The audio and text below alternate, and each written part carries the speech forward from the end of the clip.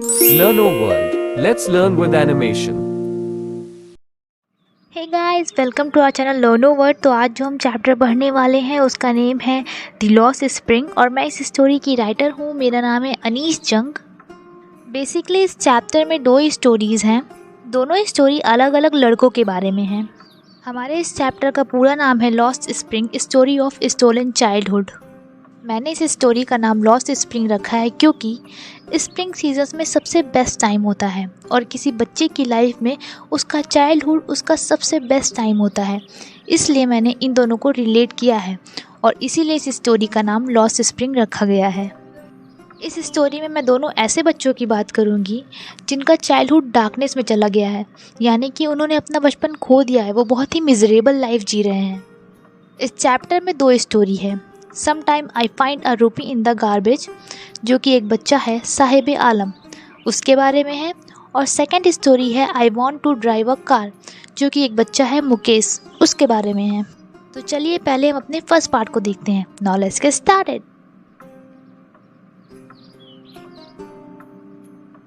तो सबसे पहले हम इस स्टोरी के मेन कैरेक्टर और बैकग्राउंड को देखते हैं।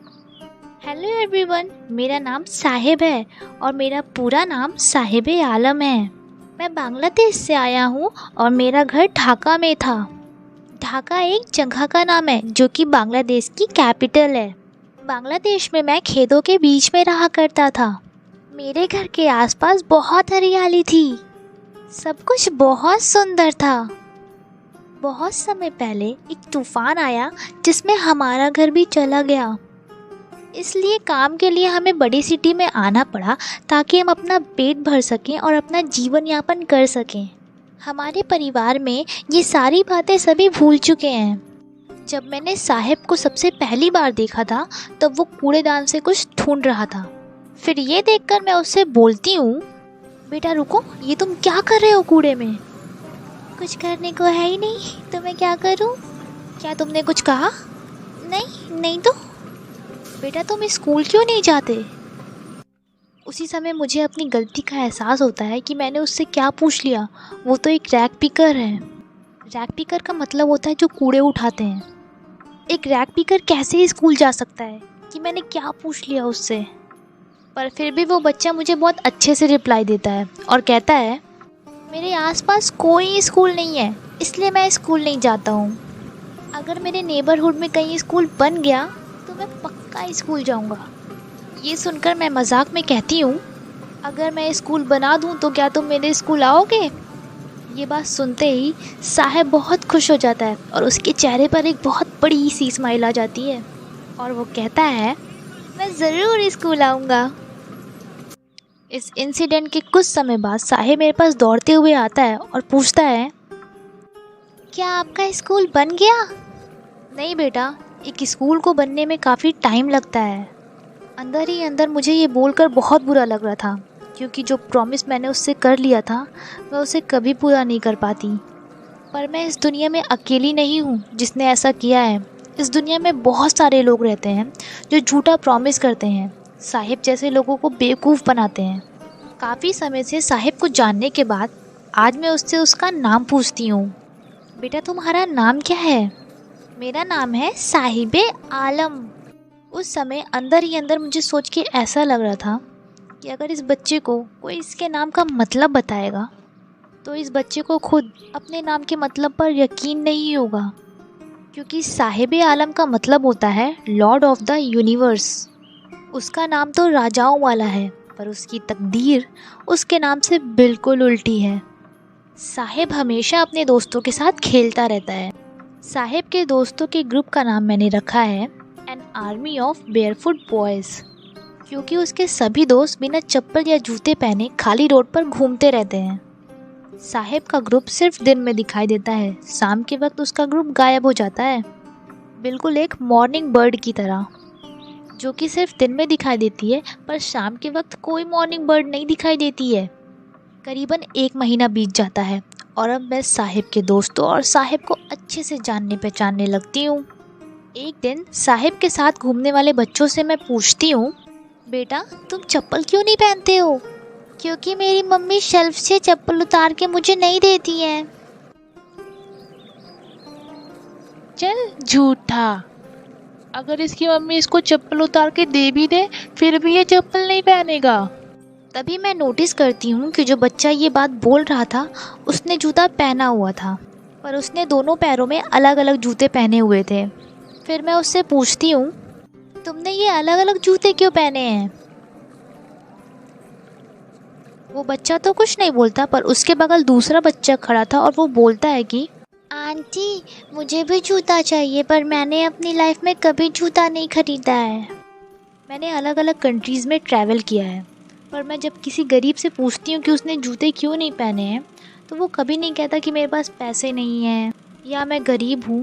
वो कहते हैं कि ये उनका ट्रेडिशन है, उनके कल्चर में जूता नहीं पहना जाता, उनके कल्चर में ये अलाउ नहीं है कि वो जूते या चप्पल पहने। मुझे पता है कि ये कोई एक्चुअल रीज़न नहीं है, ये बस एक्सक्यूज़ेज़ हैं जो वो बना रहे हैं ताकि वो अपनी पुअर्टी यानी अपनी गरीबी को छुपा सकें। इसी बात पर मुझे एक कहानी याद आती है जो कि उदीपी के एक आदमी ने मुझे सुनाई थी। ये कहानी उसके बचपन के बारे में थी। चलिए कहानी को देखते हैं। जब मैं छोटा था तो मेरे पिताजी एक प्रीस्ट थे, और जब भी मैं स्कूल जाता था तो मंदिर के पास रुककर मैं भगवान से प्रार्थना करता था कि भगवान मुझे भी एक पेयर ऑफ शूज़ दिला दीजिए। जब वो इंसान छोटा था उसके 30 साल बाद मैं वापस से उस शहर में गई और मैं उस टेंपल के पास भी गई, पर अब उस टेंपल को ज़्यादा लोग विज़िट करने नहीं आते हैं और अब वो टेंपल बहुत ही खाली पड़ा है। फिर मैं देखती हूँ कि उस टेंपल के पीछे एक प्रीस्ट रहते हैं और उनके पास एक बच्चा दौड़ते हुए आता है जो कि स्कूल यूनिफॉर्म में रहता है। वो बच्चा वहाँ दौड़ते हुए आता है और अपना बैग बेड पर फेंक कर चला जाता है। उस बच्चे को देखकर वो स्टोरी मुझे याद आ जाती है जो उदीपी के उस आदमी ने मुझे सुनाई थी। शायद उस बच्चे की प्रार्थना को भगवान ने अब सुन लिया है और अब प्रीस्ट के बच्चों के पास भी पेयर ऑफ शूज़ हैं। प्रीस्ट के बच्चों के पास भी जूते आ गए, पर दुख की बात तो ये है कि जो लोग कूड़े उठाते हैं उनके बच्चों के पास जूते अभी तक नहीं आए हैं। इसी बात पे मुझे एक जगह का नाम याद आता है जिसका नाम था सीमापुरी। सीमापुरी एक जगह है जो कि दिल्ली में है। सीमापुरी जाकर किसी को लगेगा ही नहीं कि वो दिल्ली में है, क्योंकि दिल्ली एक बहुत ही खूबसूरत शहर है जहाँ पे बहुत बड़ी बड़ी बिल्डिंग्स है और बहुत अमीर लोग रहते हैं, पर सीमापुरी उससे बिल्कुल उल्टा है। सीमापुरी में बहुत ही छोटे छोटे घर, बहुत ही गरीब लोग जो कि छोटे मोटे काम करते हैं वो रहते हैं। सीमापुरी में जितने भी लोग रहते हैं सब वहाँ पे इलीगली सेटल्ड हैं और वहाँ के ज़्यादातर लोग 1971 में बांग्लादेश से आए हुए थे और साहिब की फैमिली भी उन्हीं में से एक है। इन सभी लोगों के वहाँ आने से पहले सीमापुरी बस एक बंजर ज़मीन थी।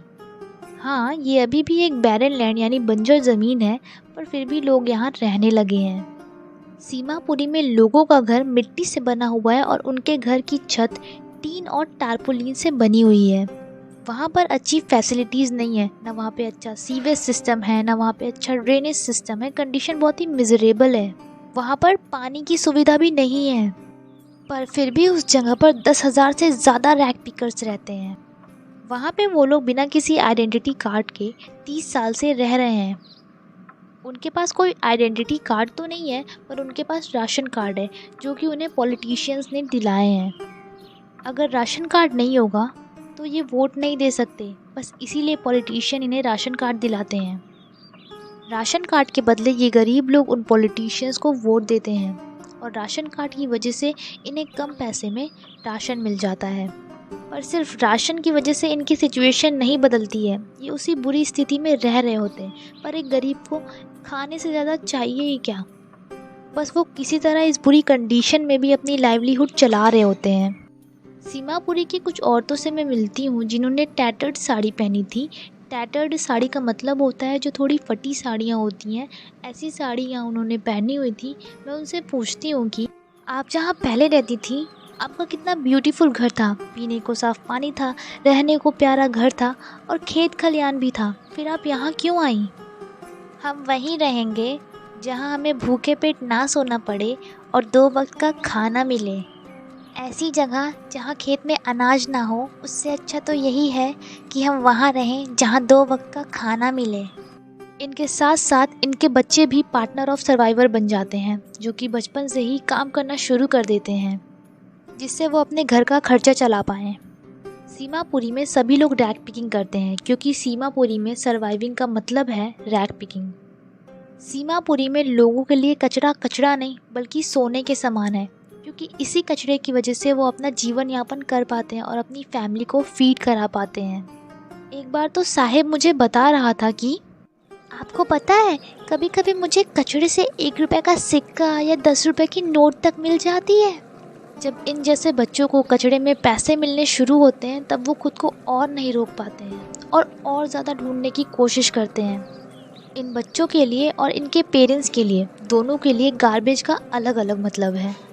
इनके पेरेंट्स के लिए वो कूड़ा एक सोने के समान है जिसकी वजह से उनका जीवन यापन चलता है, पर इन बच्चों के लिए वो कूड़ा एक ऐसी चीज़ है जिससे उन्हें नई नई चीज़ें मिलती हैं, तो वो एक अलग सी चीज़ है इन बच्चों के लिए।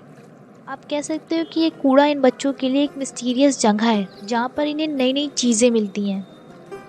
एक बार मैं देखती हूँ साहिब को कि वो फेंस गेट के पास खड़ा था जहाँ पर टेनिस खेला जाता है, और वो टेनिस खेलते हुए बच्चों को देख रहा था और वो मुझे बताता है कि ये गेम मुझे बहुत पसंद है।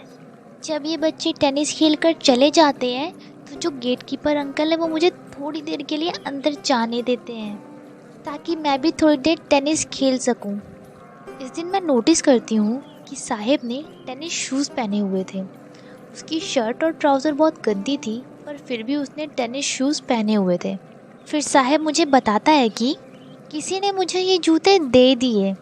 फिर मैं सोचती हूँ कि ज़रूरी वो बच्चा बहुत अमीर घर का रहा होगा, तभी उसने साहिब को ये जूते दे दिए। फिर मैं देखती हूँ कि उनमें से एक जूते में आगे होल था, शायद इसीलिए उसने ये जूते साहिब को दे दिए। उस अमीर लड़के के लिए भले ही ये जूते कुछ मायने ना रखते हों, पर साहिब जैसे लड़के के लिए ये जूते बहुत मायने रखते हैं, उनकी बहुत अहमियत है। ये टेनिस गेम जो साहिब देख रहा है ये एक सपने जैसा है साहिब के लिए, जो वो शायद कभी पूरा नहीं कर सकता, क्योंकि टेनिस प्रैक्टिस के लिए बहुत सारे पैसे, अलग अलग चीज़ों के लिए पैसे लगते हैं, और एक रैग पिकर के लिए ये चीज़ थोड़ी नामुमकिन सी लगती है।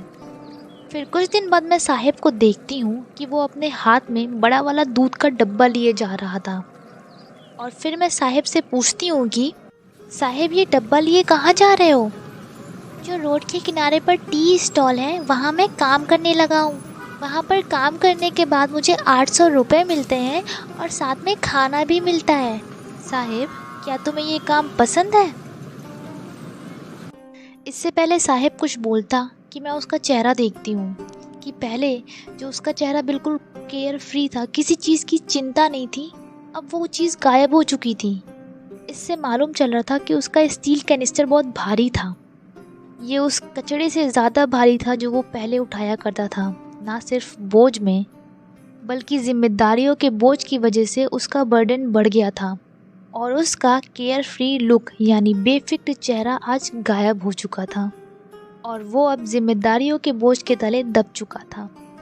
Now Saheb is no longer his own master. It means यानी अब उसे किसी के अंडर में काम करना पड़ रहा है, और उसका बेफिक्री से भरा हुआ जीवन अब गायब हो चुका है।